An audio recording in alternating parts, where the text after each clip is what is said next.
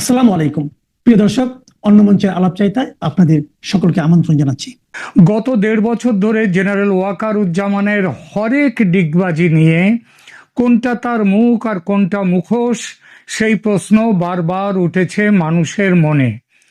প্রধান উপদেষ্টার সঙ্গে তার এই আড়ি, এই ভাব দেখে দেখে মানুষ এতটাই বীতশ্রদ্ধ যে জেনারেল ওয়াকার উজ্জামানের মনে কি আছে, তিনি কি করতে চান, আদৌ কিছু করতে চান কিনা, এসব নিয়ে ভাবনা চিন্তা করা মানুষ একেবারে ছেড়েই দিয়েছে। বাংলাদেশ যে আজ ভয়ঙ্কর খাদের গভীরে, তার বড় দায় এই মানুষটার। এমন পরিস্থিতিতে সেনার ভিতরের একটি বিষয় নিয়ে প্রধান উপদেষ্টা আর সেনা প্রধানের কুস্তি লড়ার খবর বাইরে এসেছে। এবারের এই কুস্তি লোক দেখানো বা খেলা খেলা গোছের কুস্তি বলে মনে হচ্ছে না, যেমনটা দেখা গেছে গত ১.৫ বছর ধরে। যা দেখা যাচ্ছে, এইবারের এই লড়াইয়ের একটা এফেক্ট পড়তে চলেছে সামনের ১২ তারিখের নির্বাচনেও, যদি অবশ্য শেষ পর্যন্ত হয় নির্বাচন। আজ ফেব্রুয়ারির ৫ তারিখ, বৃহস্পতিবার, ভোট সামনের বৃহস্পতিবার, ৭ দিনের মাথায়। কিন্তু এখনো বুকে হাত দিয়ে বলা যাচ্ছে না যে ভোট হবে। এর দেশি বিদেশি অনেক কারণ আছে, আপনারাও শুনেছেন সেসব কারণ। সেই কারণগুলো আর নতুন করে এখানে বলবো না, সেটা অন্য ভিডিওতে বলেছি আগে, পরে দরকার হলে আবার বলবো। এখনকার আলোচনা ১২ তারিখে ভোট হলে সেই ভোটে এই দুজনের মধ্যে যে কুস্তিটা চলছে এই মুহূর্তে, তাতে কি ফল ফলবে সেটা নিয়ে। বিষয়টা কি কুস্তির? সেনাবাহিনীর ভেতরে একটি নতুন পোস্টিং, সেনাবাহিনীর চেঞ্জ অফ কমান্ড নিয়ে প্রধান উপদেষ্টা মোহাম্মদ ইউনূসের সঙ্গে সেনা প্রধান জেনারেল ওয়াকারের বিরোধ বেশ জমে উঠেছে। ফলে বর্তমানে বাংলাদেশের মূলধারার এবং আন্তর্জাতিক কিছু সংবাদ মাধ্যমে খবর প্রকাশিত হয়েছে। যদিও সরকার বা সেনাবাহিনী আনুষ্ঠানিকভাবে সেই বিরোধের কথা স্বীকার করেনি, তবে গত কয়েক মাসের ঘটনাবলী এবং মিডিয়া রিপোর্ট অনুযায়ী বিরোধের প্রধান ক্ষেত্র হল নতুন সিজিএস নিয়োগ। সেনাবাহিনীর এই সিজিএস বা চিফ অফ জেনারেল স্টাফ হলো সেনা প্রধানের পর অত্যন্ত প্রভাবশালী একটি পদ। সেনাপ্রধান জেনারেল ওয়াকারুজ্জামান চাইছেন লেফটেন্যান্ট জেনারেল মাইনুর রহমানকে এই পদে নিয়োগ দিতে। অন্যদিকে প্রধান উপদেষ্টা ডক্টর মোহাম্মদ ইউনূস এবং জাতীয় নিরাপত্তা উপদেষ্টা খলিলুর রহমান চান মেজর জেনারেল মীর মুশফিকুর রহমানকে এই পদে বসাতে। মুশফিকুর রহমানকে বিএনপির ঘনিষ্ঠ বলে মনে করা হয়, যা নিয়ে সেনাবাহিনীর অভ্যন্তরে এবং শীর্ষ নেতৃত্বে অস্বস্তি রয়েছে বলে সংবাদ মাধ্যমগুলো দাবি করছে। বিষয়টি সাম্প্রতিক কিছু আন্তর্জাতিক সংবাদ মাধ্যমের নজরেও এসেছে। সেখানেও এসেছে যে বাংলাদেশের সেনাবাহিনীর শীর্ষ পর্যায়ে এবং অন্তর্বর্তী সরকারের মধ্যে যে টানাপোড়েন চলছে, তার কেন্দ্রবিন্দু এই সিজিএস নিয়োগ। রিপোর্ট অনুযায়ী সেনাবাহিনীর অত্যন্ত গুরুত্বপূর্ণ এই পদের নিয়োগ নিয়ে প্রধান উপদেষ্টা ডক্টর মোহাম্মদ ইউনূস এবং সেনাপ্রধান জেনারেল ওয়াকারুজ্জামানের মধ্যে সরাসরি মতবিরোধ তৈরি হয়েছে। জেনারেল ওয়াকার চাইছেন বর্তমানে এআরটিডিওসি তার যে জিওসি লেফটেন্যান্ট জেনারেল মাইনুর রহমানকে এই সিজিএস পদে নিয়োগ দিতে। তিনি অভিজ্ঞতার দিক থেকে এই পদের জন্য সেনাপ্রধানের কাছে বিশ্বস্ত। অন্যদিকে প্রধান উপদেষ্টা এবং জাতীয় নিরাপত্তা উপদেষ্টা খলিলুর রহমান চাইছেন ২৪ নম্বর পদাতিক ডিভিশনের GOC major general Mir Mushfiqur রহমানকে এই পদে বসাতে। তাকে অবশ্য এই পদে নিয়োগ দিতে গেলে প্রথমে তার পদোন্নতি দিয়ে লেফটেন্যান্ট জেনারেল করতে হবে, যা সিনিয়রিটির দিক থেকে বিতর্কের সৃষ্টি করছে। তবে প্রশ্ন শুধু সিজিএস নিয়োগ নয়, মাঠ পর্যায়ের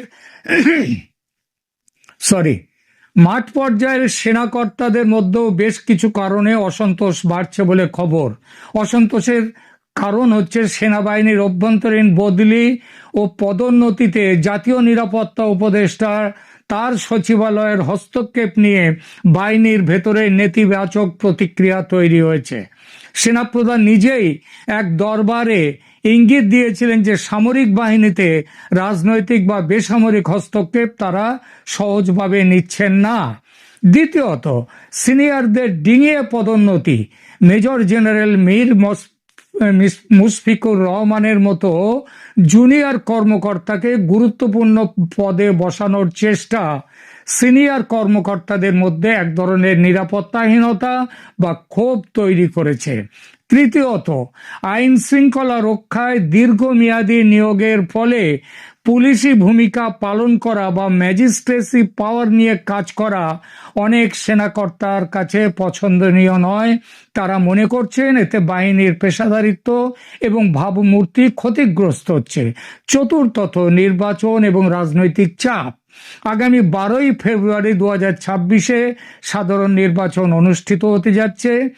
এই নির্বাচনের স্বচ্ছতা বজায় রাখা এবং রাজনৈতিক দলগুলোর, বিশেষ করে বিএনপি ও জামায়াতের মধ্যে পাল্টাপাল্টি দাবির মাঝে সেনাবাহিনীর ভূমিকা কি হবে তা নিয়ে কর্মকর্তাদের মধ্যে রীতিমতো মতভেদ শুরু হয়েছে।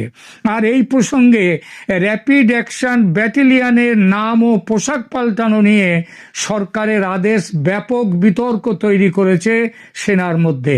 সেনাপ্রধান মনে করছেন 20,000 অতিরিক্ত পোশাক তৈরি করে সেই সব পোশাক দেয়া হবে জামাত এনসিপির পার্টি ক্যাডারদের, যাতে তারা নির্বাচনে নিজেদের দলের পক্ষে ভোট কেন্দ্র দখল করতে পারে। এর বিরুদ্ধে ব্যবস্থা নেওয়ার জন্য সেনা গত 3 তারিখে গাজীপুরে উচ্চপদস্থ কর্মকর্তাদের নিয়ে বৈঠক করেছেন সেনাপ্রধান। সব মিলিয়ে আগামী নির্বাচনের মুখে এসে দেখা যাচ্ছে ওয়াকারুজ্জামান এবং মোহাম্মদ ইউনূসের সম্পর্কে বেশ খানিকটা খাটাস বা মন কষাকষি এসে গেছে এবং দেখা যাচ্ছে এই মন কষাকষির বাস্তব ভিত্তি আছে। কোন বাস্তব ভিত্তি? এখানে দেশ ও জাতির স্বার্থ নয়, দেশ ও জাতির স্বার্থ যত না জড়িয়ে তার চেয়ে অনেক বেশি জড়িয়ে দুজনের স্বার্থ। ওয়াকারের নিজের স্বার্থ এবং তিনি চাইছেন সেনাবাহিনীর মধ্যে তার ক্ষমতাকে আরো প্রতিষ্ঠিত করতে, আর ইউনূসের স্বার্থ হলো ওয়াকারকে বুঝিয়ে দেয়া যে সেনাপ্রধান তার অধীনস্থ, প্রধান উপদেষ্টা হিসেবে তিনি হচ্ছেন সেনাপ্রধানের বস। সেনাপ্রধান জেনারেল ওয়াকার এবং ডক্টর ইউনূসের মধ্যে এই কুস্তি এখন কেবল প্রশাসনিক পর্যায়ে নেই, এটি একটি স্নায়ুযুদ্ধের রূপ নিয়েছে। যদিও এই খবরগুলো ভারতীয় অন্যান্য বিদেশি মিডিয়ায় ফলাও করে প্রচার করা হচ্ছে, বাংলাদেশের আন্তঃবাহিনী জনসংযোগ পরিদপ্তর ISPR এসব খবরকে উদ্দেশ্য প্রণোদিত জল্পনা হিসেবে নাকচ করে দিচ্ছে, সেটাই স্বাভাবিক। তবে অস্বীকার করার উপায় নেই যে নির্বাচনের প্রাক্কালে সেনাবাহিনীর ভেতরে যে এক ধরনের অস্থিরতা বিরাজ করছে তা বিভিন্ন বিশ্বস্ত সূত্র ও রাজনৈতিক বিশ্লেষকদের বক্তব্যে স্পষ্ট হয়েছে।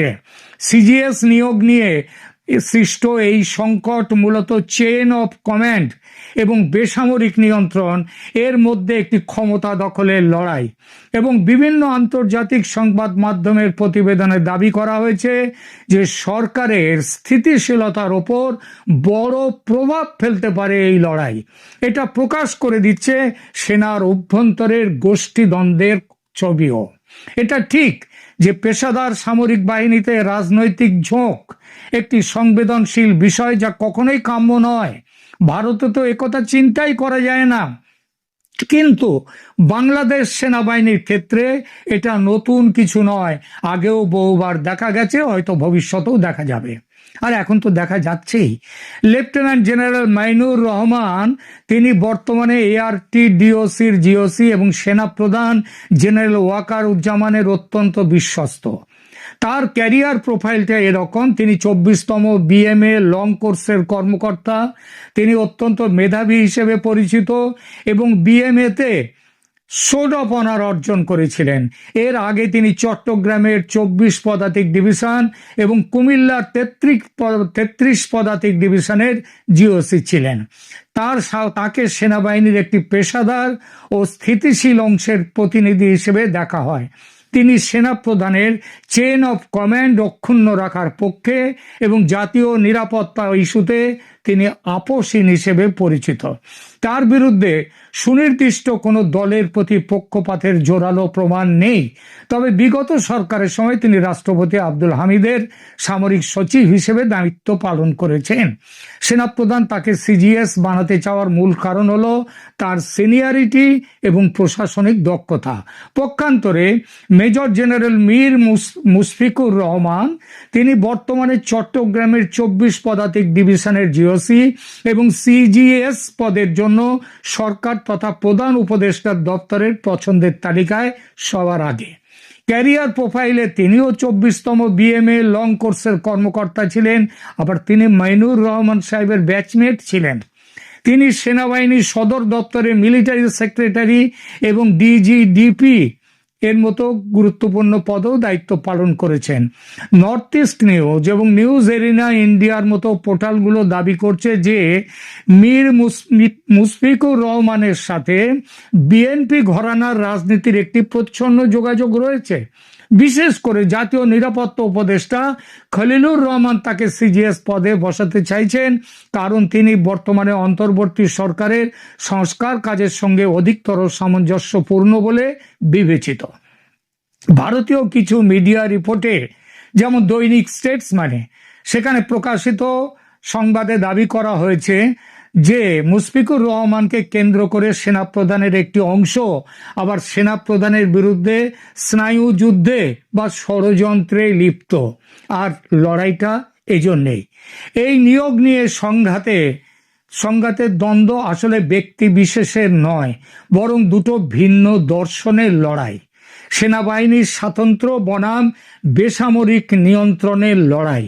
সেনাপ্রধান চাইছেন সিনিয়রিটির ভিত্তিতে মাইনুর রহমানকে নিয়োগ দিয়ে বাহিনীর অভ্যন্তরীণ নিয়ম বজায় রাখতে, অন্যদিকে সরকার চাইছে ইউনূসের সরকার যে মুশফিকুর রহমানকে নিয়োগ দিয়ে সেনা সদরে এমন কাউকে রাখতে যিনি বর্তমান সরকারের রাজনৈতিক দর্শনের প্রতি সহানুভূতিশীল।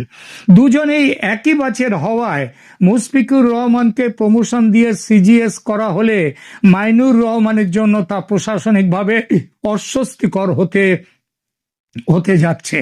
ভবিষ্যতে সেনাপ্রধান নিয়েও দুজনের লড়াই বাঁধবে। এনএসএর প্রভাবটা এখানে কি?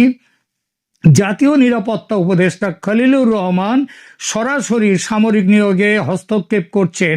সেনাবাহিনীর একটি বড় অংশের মধ্যে এই ধারণাটিও অসন্তোষের জন্ম দিয়েছে। 12ই ফেব্রুয়ারির গণভোটে হ্যাঁ ভোট জিতলে এবং জামাত এনসিপি জোট সংসদে ক্ষমতায় এলে ইউনূস রাষ্ট্রপতি হবেন, এটা মোটামুটি পাকা। আর এটা হলে ওয়াকারুজ্জামানের বড় বিপদ। এমনকি ওয়াকারুজ্জামানকে ওই আন্তর্জাতিক ক্রাইম ট্রাইব্যুনালের মুখোমুখিও হতে হবে। তাই ওয়াকারের নেতৃত্বে সেনাবাহিনী চেষ্টা শুরু করে দিয়েছে ক্ষমতার হ্রাস নিজেদের হাতে রাখতে। কিন্তু সেটা রাখতে গেলে তো বিএনপি জিতলে তাহলে তাদের সুবিধে। এখানেও মনে রাখতে হবে, বিএনপি জিতুক সেটা হয়তো এখন ওয়াকার চাইছেন মনে মনে, কিন্তু সেখানেও আবার তার মধ্যে আরেকটা চিন্তা রয়েছে, বিএনপিও যাতে নিরঙ্কুশ ক্ষমতা হাতে না পায়, তার জন্য চিফ অফ জেনারেল স্টাফ পদে মুশফিকুর রহমান যাতে না আসতে পারেন সেটাও দেখছেন ওয়াকারুজ্জামান। এটা চেকস অ্যান্ড ব্যালেন্স রাখার চেষ্টাও সেনার পক্ষ থেকে। আপাতত এখানেই রাখছি। আমি আগেই বলেছিলাম জয়শঙ্করজি এবং ট্রেড ডিলের যে টিম জয়শঙ্করজির নেতৃত্বে তারা আমেরিকায় গিয়েছে, ওয়াশিংটনে গিয়েছেন, গিয়ে সেখানে বৈঠক করেছেন। ভারতের তরফ থেকে এই বৈঠক নিয়ে অনেক কথা, মানে কোনো কথাই বলা হয়নি। আমেরিকার তরফে যদিও মালিক অনেক কথা দাবি করেছেন, তা সত্য মিথ্যে মিলিয়ে কিন্তু মালিকের দাবি। আজকে জয়শঙ্কর গতকালকে মুখ খুলেছেন, আজকে আমাদের কাগজে বেরিয়েছে আমেরিকায় জয়শঙ্করের বাণিজ্য চুক্তি নিয়ে।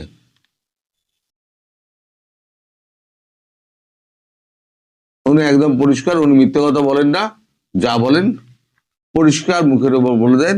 আমি পুরো রিপোর্টটা পড়ছি, তাহলেই আপনারা বুঝতে পেরে যাবেন যে কতটা জল আছে আর কতটা তেল আছে।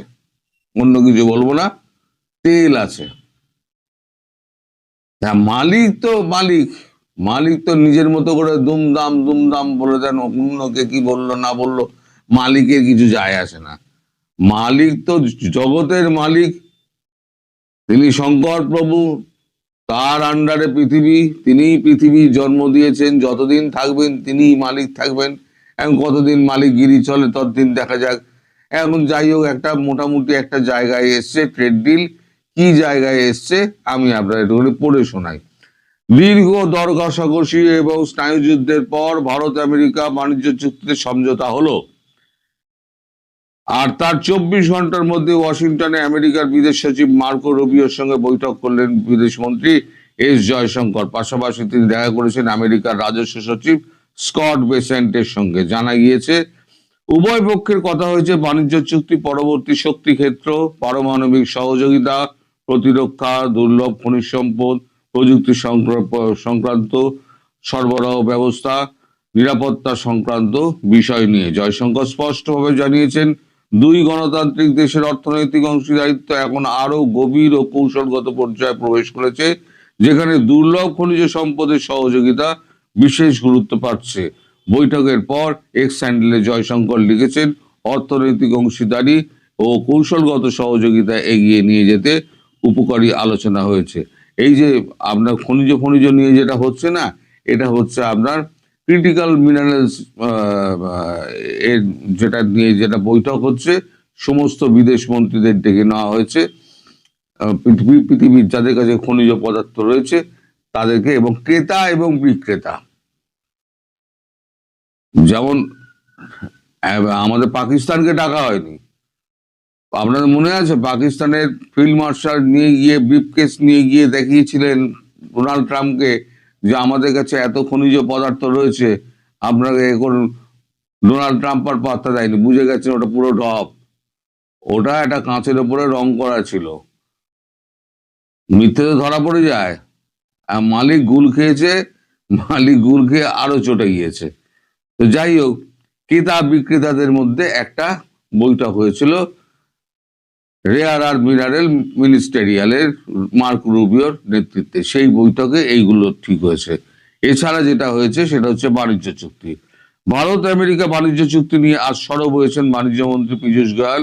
সংসদ কক্ষে দেওয়া বিবৃতি তার মন্তব্য, এই চুক্তি নিয়ে দর কষাকষির সময়ই ভারত তার কৃষি এবং ডেয়ারি ক্ষেত্রের স্বার্থকে সুরক্ষিত করতে সক্ষম হয়েছে।